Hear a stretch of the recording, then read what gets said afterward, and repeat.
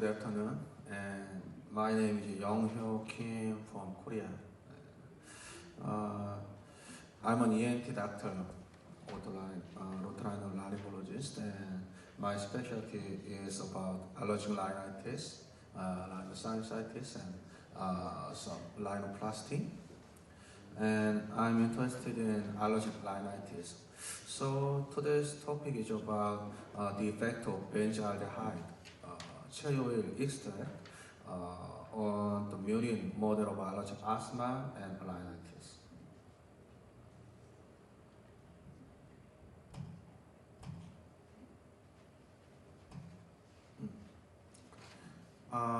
Benzaldehyde is a kind of aromatic aldehyde from cherry oil extract. It is a colorless liquid and it has an almond-like odor. And it could be, sorry?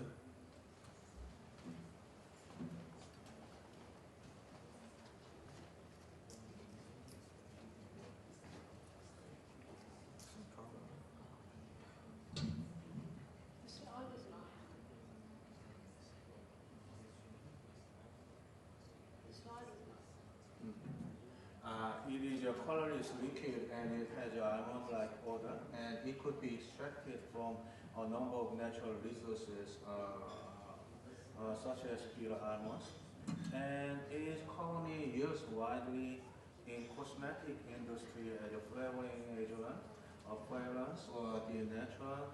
It is also commonly used as a precursor for other organic compounds such as pharmaceuticals and plastic additives.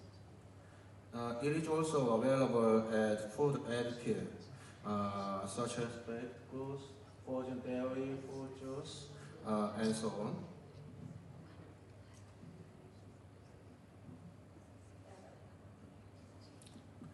on. Each effect of benzaldehyde against some cancer, such as renal cell carcinoma, has been studied. However, there have been only few studies which investigated its potential as anti-allergic drugs. In former studies, they studied the effect of benzaldehyde on ovalbumin-induced allergic airway inflammation.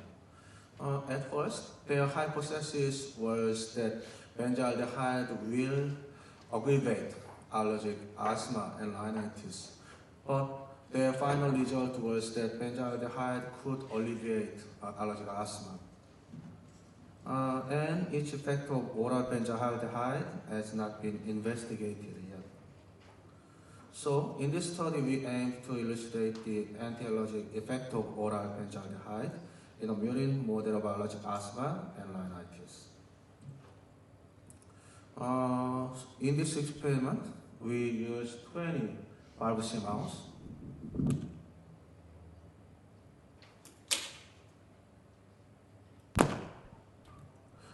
Aged 8 to 10 weeks and free from any murine-specific pathogens. For induction of allergic asthma and rhinitis, we used ovalbumin diluted in sterile saline and alarm adjuvant. For systemic sensitization, we first injected ovalbumin intraperitoneally on days 1, 5, 14, and 21st, total 4 times of intraperitoneal injection.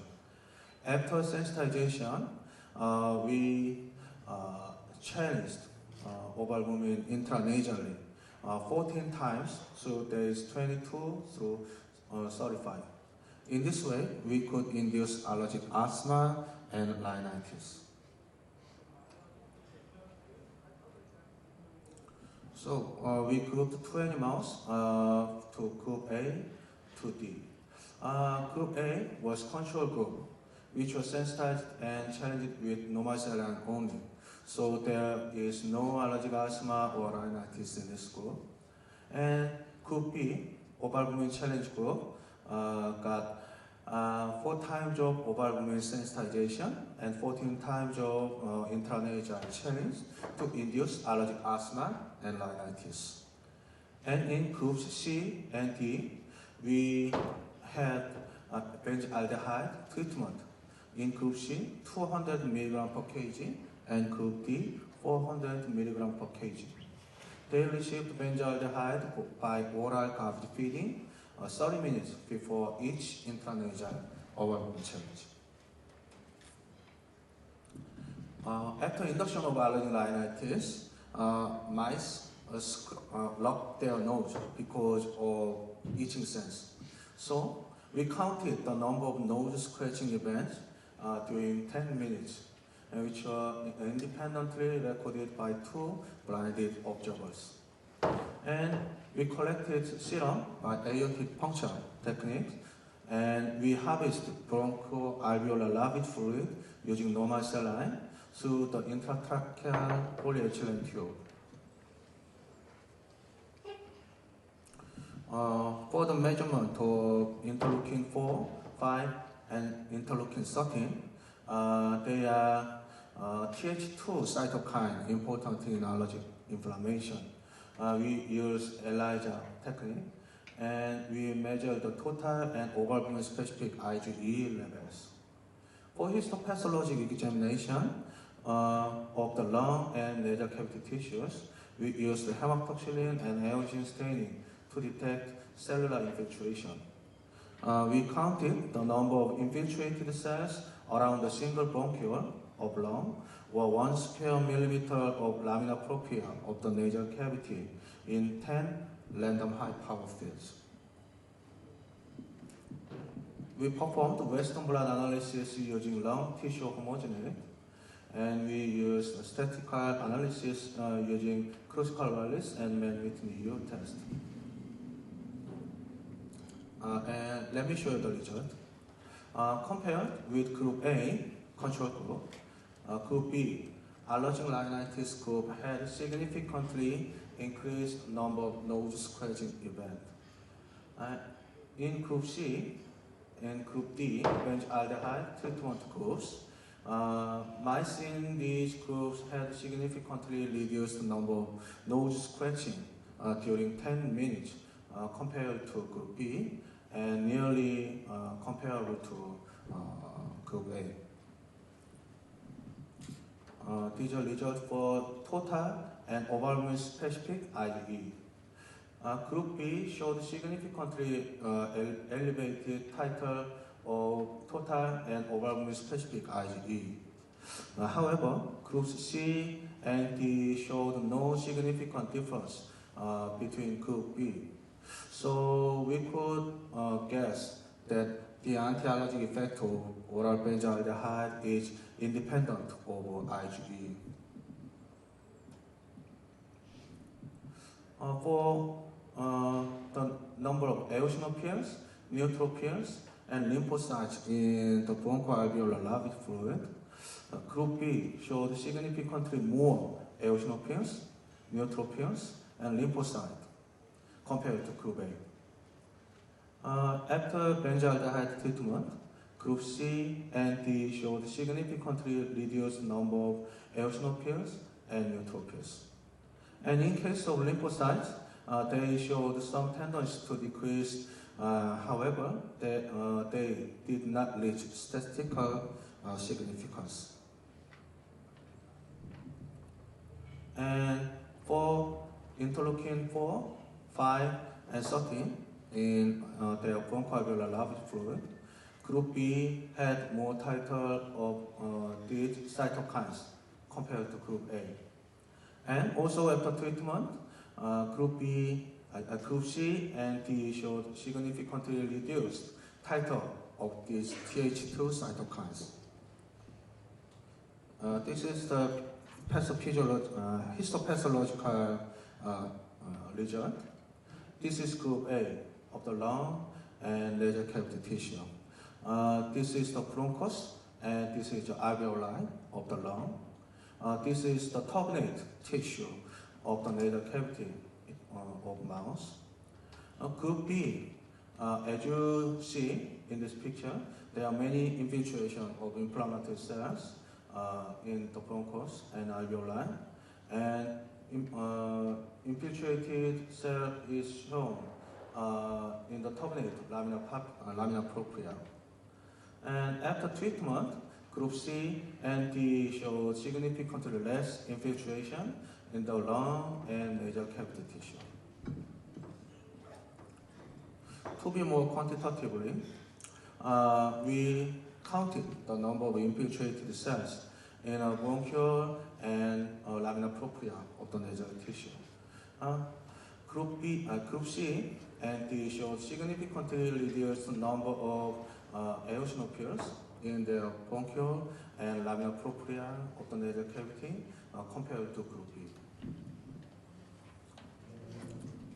We performed Western blot analysis, and for proteins related apoptosis, BCL2, BEX, and caspase-3, group B showed significantly increased expression of these protein levels, but there was no significant differences between group B, C, and D. So the effect of benzaldehyde is independent of this apoptotic pathway. And ECSOD and COX-2 protein showed no significant differences between groups. HO1 showed significant decrease in groups C and D. Finally, HIF1 alpha and VEGF showed significantly reduced in groups C and D compared to group B. So we guess that the anti-allergic effect of benzaldehyde is associated with suppression of HIF1 alpha and VEGF. So in conclusion, oral benzaldehyde has this anti-allergic effect in murine allergic asthma and rhinitis, and it is possibly through inhibition of HIF1 alpha and VEGF expressions. This study was supported by National Research Foundation of Korea and Minha University Research Grant. Thank you for your attention.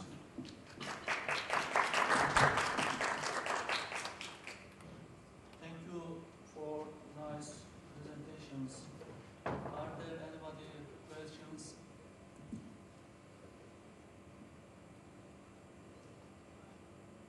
Yes. One question. What next? What's next? What's next? Yes. Okay. I have presented this topic in Korea also, and many questions were that the dose of benzaldehyde is too high, 200 or 400 milligram per kg. It is known that the lethal dose of benzaldehyde is 800 milligram per kg in mouse, and no adverse effect level is 400 milligram per kg. So we started our experiment from 400 milligram per kg, but it is true that it is so high dose. So we try to perform our experiments again in a lower dose, and